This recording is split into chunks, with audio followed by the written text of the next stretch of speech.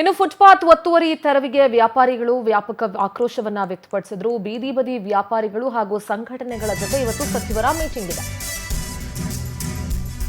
ಪ್ರತಿನಿತ್ಯ ಫುಟ್ಪಾತ್ ಮತ್ತು ಬೀದಿ ಬದಿಯಲ್ಲಿ ಕುತ್ಕೊಂಡು ವ್ಯಾಪಾರ ಮಾಡಿಕೊಂಡು ತಮ್ಮ ದಿನನಿತ್ಯದ ತುಚ್ಚಿನ ಚೀಲವನ್ನ ತುಂಬಿಸ್ಕೊಳ್ತಾ ಇರ್ತಾರೆ.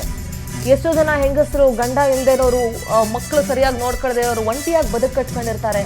ಅವರೆಲ್ಲರೂ ಗಾಬರಿ ಆಗಿದ್ದಾರೆ. ಹಾಗಾಗಿ ವ್ಯಾಪಾರಿಗಳ ಸಭೆಯನ್ನ ಕರೆದಿದ್ದಾರೆ ಬೆಂಗಳೂರು ನಗರಾಭಿವೃದ್ಧಿ ಸಚಿವರು ಕೃಷ್ಣ ಬೈರೇಗೌಡರ ನೇತೃತ್ವದಲ್ಲಿ ಬೀದಿ ಬದಿ ವ್ಯಾಪಾರಿಗಳ ಸಂಘದ ಸಭೆ ಇದೆ.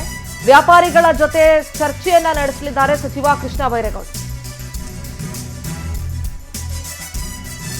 ಬೆಂಗಳೂರಿನಲ್ಲಿ ನೀವು ಗಮನಿಸ್ತಾ ಇರಬಹುದು, ಪ್ರತಿಯೊಂದು ಏರಿಯಾಗೆ ಹೋದ್ರೂ ಬಹಳಷ್ಟು ಕಡೆ ಬೀದಿ ಬದಿ ವ್ಯಾಪಾರಿಗಳು ತಮ್ಮ ಬದುಕನ್ನ ನಡೆಸ್ತಾ ಇರ್ತಾರೆ. ಚಪ್ಪಲಿ ಮಾರ್ತಾ ಇರ್ತಾರೆ, ಬಟ್ಟೆ ಮಾರ್ತಾ ಇರ್ತಾರೆ, ಊಟ ತಿಂಡಿ ಮಾರ್ತಾ ಇರ್ತಾರೆ, ಇನ್ನೇನೋ ಎಳ್ನೀರು ಇಟ್ಕೊಂಡಿರ್ತಾರೆ. ಇಂಥವರ ಬದುಕು ಇವಾಗ ಅತಂತ್ರ ಆಗಿದೆ. 2-3 ದಿನ ವ್ಯಾಪಾರ ಇಲ್ಲ ಅಂದ್ರೆ ಹೇಗೆ ಅನ್ನೋ ಚಿಂತೆಗೆ ಬಂದಿದ್ದಾರೆ. ನಮ್ಮ ಪ್ರತಿನಿಧಿ ಶಶಿಧರ್ ನೇರ ಸಂಪರ್ಕದಲ್ಲಿ ಜಾಯ್ನ್ ಆಗ್ತಾ ಇದ್ದಾರೆ. ಶಶಿಧರ್, ಬೀದಿ ಬದಿ ವ್ಯಾಪಾರಿಗಳು ಬೆಂಗಳೂರಿನಲ್ಲೂ ಕೂಡ ಅತಿ ಹೆಚ್ಚು ಜನ ಇದ್ದಾರೆ. ಅವರು ಅದರಿಂದಾನೇ ತಮ್ಮ ಬದುಕನ್ನ ನಡೆಸ್ತಾ ಇರೋದು. ಈಗ ರಸ್ತೆ ಅಂದ್ರೆ ಫುಟ್ಪಾತ್ ಒತ್ತುವರಿ ತೆರವು ಕಾರ್ಯ ನಡೀತಾ ಇರೋದ್ರಿಂದ 2-3 ದಿನದ ದುಡಿಮೆ ಕೂಡ ಅವರಿಗೆ ನಿಂತು ಹೋಗಿದೆ. ಹಾಗಾಗಿ ಆತಂಕಕ್ಕೆ ಒಳಗಾಗಿದ್ದಾರೆ. ಇವತ್ತು ಕೃಷ್ಣ ಬೈರೇಗೌಡರ ನೇತೃತ್ವದಲ್ಲಿ ಸಭೆ ಕೂಡ ಇದೆ. ಸಭೆಯ ಹೈಲೈಟ್ಸ್ ಏನೇನಾಗಿರುತ್ತೆ ಮತ್ತು ಏನೆಲ್ಲ ಅಪ್ಡೇಟ್ಸ್ ಇದೆ ಶಶಿಧರ್? ಸುಂದರ, ಬೆಂಗಳೂರಿನಲ್ಲಿ ನೋಂದಣಿಯಾಗಿರುವಂಥ ಬೀದಿ ಬದಿ ವ್ಯಾಪಾರಿ ಸಂಘದಲ್ಲಿ ಸುಮಾರು 5 ಲಕ್ಷಕ್ಕಿಂತ ಹೆಚ್ಚಿನ ಜನ ಬೀದಿ ಬದಿ ವ್ಯಾಪಾರಿಗಳಿದ್ದಾರೆ.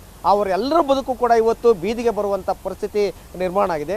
ಯಾಕೆಂತಂದರೆ ಸುಪ್ರೀಂ ಕೋರ್ಟ್ನ ಆದೇಶದ ಮೇರೆಗೆ ನಗರ ಪ್ರದೇಶಗಳಲ್ಲಿ, ಕೇವಲ ನಮ್ಮ ಬೆಂಗಳೂರಿನಲ್ಲ ಇಡೀ ದೇಶದಲ್ಲಿರುವಂಥ ಎಲ್ಲ ನಗರ ಪ್ರದೇಶಗಳಿಗೂ ಕೂಡ ಏನು ಮುಖ್ಯ ರಸ್ತೆ ಮತ್ತು ಪ್ರಮುಖ ರಸ್ತೆಗಳಿಗೆ ಎಲ್ಲವೂ ಕೂಡ ಕ್ಲೀನಾಗಿ ಒತ್ತುವರಿ ತೆರವನ್ನು ಮಾಡಲೇಬೇಕಂತ ಸುಪ್ರೀಂ ಕೋರ್ಟ್ ಆದೇಶವನ್ನು ಮಾಡಿದೆ. ಆ ಆದೇಶದ ಅನುಸಾರವಾಗಿ ಬೆಂಗಳೂರಿನಲ್ಲಿ ಮುಖ್ಯ ರಸ್ತೆ, ಪ್ರಮುಖ ರಸ್ತೆಯಲ್ಲಿ ಒತ್ತುವರಿ ತೆರವನ್ನು ಪಾದಚಾರಿ ಮಾರ್ಗದಲ್ಲಿ ಮಾಡ್ತಿದ್ದಾರೆ. ಆದರೆ ಇದಕ್ಕೆ ಸಾಕಷ್ಟು ಆರೋಪಗಳು ಕೂಡ ಕೇಳಿಬರ್ತಿದೆ. ಯಾಕೆಂದರೆ 35-40 ವರ್ಷಗಳಿಂದ ಇಲ್ಲದೇ ಇದ್ದಂಥ ಆದೇಶ ಯಾಕೆ ಈಗ ಬರ್ತಿದೆ?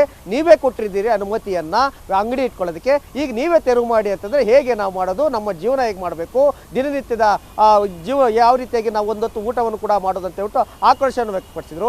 ಅದ್ರ ಜೊತೆ ಒಂದಷ್ಟು ರಾಜಕೀಯ ಒತ್ತಡಗಳು ಬರ್ತಿದೆ. ಸ್ವಪಕ್ಷದ ಶಾಸಕರು ಕೂಡ ಹೋಗ್ಲಿ ಬಿಟ್ಬಿಡಿ ಅಂತಲೂ ಕೂಡ ಹೇಳ್ತಿದ್ದಾರೆ.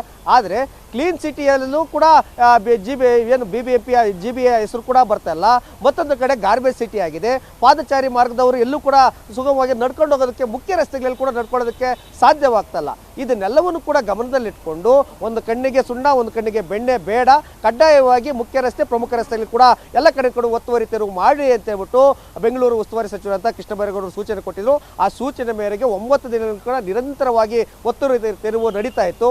ಈಗ ಬೀದಿ ಬದಿ ವ್ಯಾಪಾರಿಗಳು ಮುಖ್ಯಮಂತ್ರಿಗಳ ಹತ್ರ ಹೋಗಿ ಸಾಕಷ್ಟು ಅಳಲನ್ನು ತೋಡ್ಕೊಂಡಿದ್ರು. ಮುಖ್ಯಮಂತ್ರಿಗಳು ಕೂಡ ಭರವಸೆಯನ್ನು ಕೊಟ್ಟರು, ಕೃಷ್ಣ ಬೈರೇಗೌಡರ ಜೊತೆ ಮಾತಾಡ್ತೇನೆ ಅಂತ ಹೇಳಿದ್ರು. ಅಲ್ಲಿ ಮುಖ್ಯಮಂತ್ರಿಗಳ ಜೊತೆ ಮಾತಾಡಿದ ನಂತರ ಈಗ ಬೀದಿ ಬದಿ ವ್ಯಾಪಾರಿಗಳ ಮುಖಂಡರನ್ನ ಕೃಷ್ಣ ಬೈರೇಗೌಡರು ಈಗ ಸಭೆಗೆ ಕರೆದಿದ್ದಾರೆ. ಯಾಕೆ ಅಂತಂದ್ರೆ ಒತ್ತುವರಿ ತೆರವಿಗೆ ಸಹಕಾರವನ್ನ ಮಾಡಿ, ನಾವು ಒತ್ತುವರಿ ತೆರವು ಮಾಡಿ ಅಂತ ನಾವು ಹೇಳ್ತಲ್ಲ, ಆದರೆ ಪಾದಚಾರಿ ಮಾರ್ಗವನ್ನು ಬಿಟ್ಟು ನಡ್ಕೊಂಡು ಹೋಗೋರಿಗೆ ಜಾಗ ಬಿಟ್ಟು ಸ್ವಲ್ಪ ಹಿಂದೆ ನೀವು ಅಂಗಡಿಯನ್ನು ಇಟ್ಕೊಂಡು ವ್ಯಾಪಾರವನ್ನು ಮಾಡಿ, ಇಲ್ಲ ಅಂದರೆ ಕ್ರಾಸ್ ರೋಡ್ಗಳಲ್ಲಿ ನೀವು ವ್ಯಾಪಾರವನ್ನು ಮಾಡಿ ಅನ್ನೋದು GBA ಉದ್ದೇಶ ಆಗಿದೆ. ಹೀಗಾಗಿ GBA ಉದ್ದೇಶಕ್ಕೆ ಈ ಬೀದಿ ಬದಿ ವ್ಯಾಪಾರಿಗಳು ಒಪ್ಕೊಳ್ತಾರಾ, ಇಲ್ಲ ಅಂತಂದರೆ ಪ್ರತಿಭಟನೆಯನ್ನು ಮಾಡ್ತಾರಾ ಅಂತ ಕಾದು ನೋಡಬೇಕಿದೆ. ಸಿಂಧೂರ, ನಿಮ್ಮೆಲ್ಲ ಡೀಟೇಲ್ಸ್ಗಾಗಿ